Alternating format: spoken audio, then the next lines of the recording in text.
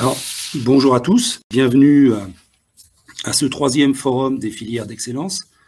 Comme l'a signalé Xavier, vous avez été nombreux à vous inscrire à ce forum, donc ce qui est bien la preuve qu'il a totalement pris sa place dans le paysage de l'événementiel sur les sujets de développement économique.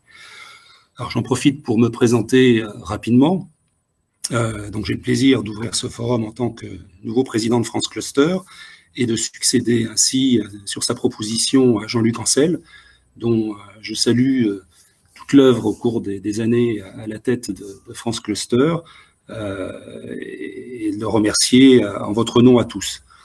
Donc le CA m'a nommé président, je les remercie pour leur confiance et nous allons conduire ensemble une réflexion pour proposer un plan d'action à l'occasion de la prochaine Assemblée générale. Pour ceux qui ne me connaissent pas, donc Sylvain Boucher, j'étais vice-président de France Cluster depuis à peu près 6 ans avec Jean-Luc, en m'investissant notamment sur les sujets de recherche de financement pour le haut de bilan des entreprises, mais pas seulement. Je suis aussi président du pôle Aqua-Vallée et du pôle de compétitivité nationale France Water Team dans le domaine de l'eau. Et je suis à titre professionnel délégué France du groupe Veolia. Alors Filex, quel est le thème général de cette année? L'année dernière, vous le savez, le forum Filex était positionné sur l'angle de la contribution que les clusters et pôles de compétitivité pouvaient apporter à la gestion de la crise. Donc c'était sous un angle sanitaire et économique. Cette année, nous avons résolument placé le forum Filex sous l'angle de la contribution que les clusters et les pôles peuvent apporter à la relance.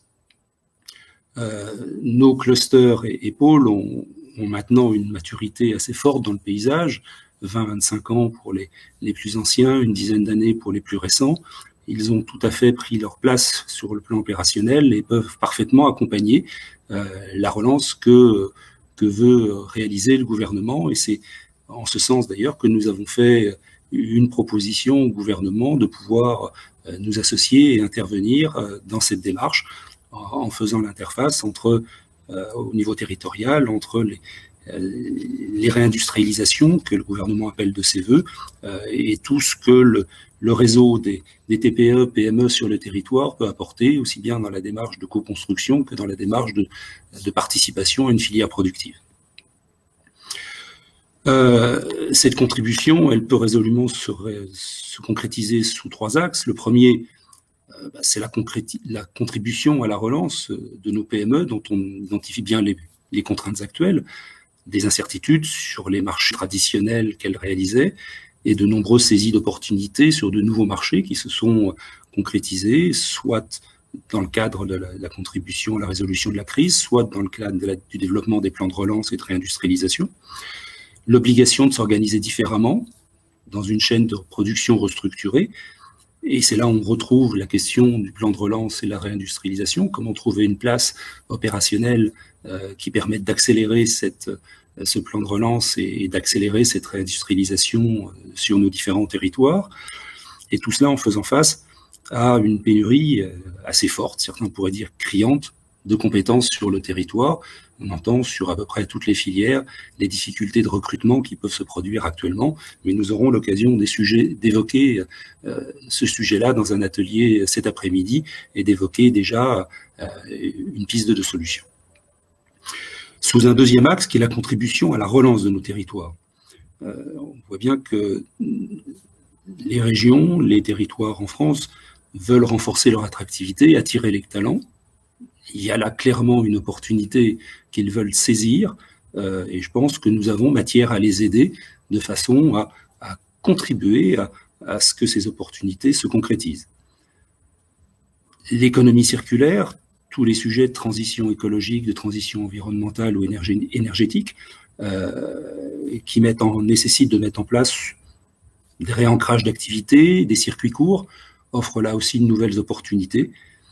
Et je l'ai évoqué tout à l'heure, la réindustrialisation des territoires, pour lequel le plan de relance peut offrir certaines opportunités, relocalisation industrielle, de façon à ne pas être aussi dépendant que nous étions, et comme nous avons pu le constater pendant la période de crise, sur un certain nombre d'éléments essentiels dans nos chaînes de production. Et puis sous un troisième axe, qui est la contribution aux différents programmes publics qui déjà existaient dans une logique de constitution d'une cohérence économique territoriale et dans lesquels nous étions impliqués. Alors j'évoquerai ce que font les collectivités locales, les régions, l'État, l'Europe, les différents schémas dans lesquels nous intervenons déjà, celui que vous connaissez aussi, qui est le territoire d'industrie, dans lequel nous sommes impliqués, et qui constitue tous autant de moyens et de raisons pour nous de nous investir au plus proche de nos réseaux d'adhérents et au plus proche de toutes ces logiques qui permettent de consolider le développement économique et l'emploi sur nos territoires. Alors, à ce stade de l'intervention et de la présentation, je voulais en profiter pour remercier l'ensemble de nos partenaires qui nous ont permis de réaliser cet événement d'aujourd'hui et de demain. Donc un grand merci à eux, et notamment à l'Agence nationale pour la cohésion des territoires et la Banque des territoires, qui sont des soutiens dès l'origine de notre association France Cluster, des soutiens aussi forts pour le Forum Philex, et qui mènent avec nous un certain nombre d'actions, donc déjà qui ont bien voulu nous associer à l'animation du dispositif territoire d'industrie, et je les en remercie, mais qui aussi ont voulu bien accepter avec nous de conduire une réflexion sur les problématiques de haut de bilan des entreprises en croissance pour essayer de trouver des solutions d'investissement de haut de bilan permettant aux entreprises de concrétiser les innovations qu'elles ont pu mettre en œuvre dans leur processus de recherche-développement et ainsi pouvoir être présentes sur les nouveaux marchés qu'elles pourraient adresser. Donc un grand merci à eux tous pour ce qu'ils font avec nous, et comme je l'ai dit, tout particulièrement à l'Agence nationale pour la cohésion des territoires et à la Banque des territoires. Et je profite de cette occasion donc pour, s'il en est d'accord, passer la parole à Yves Le Breton.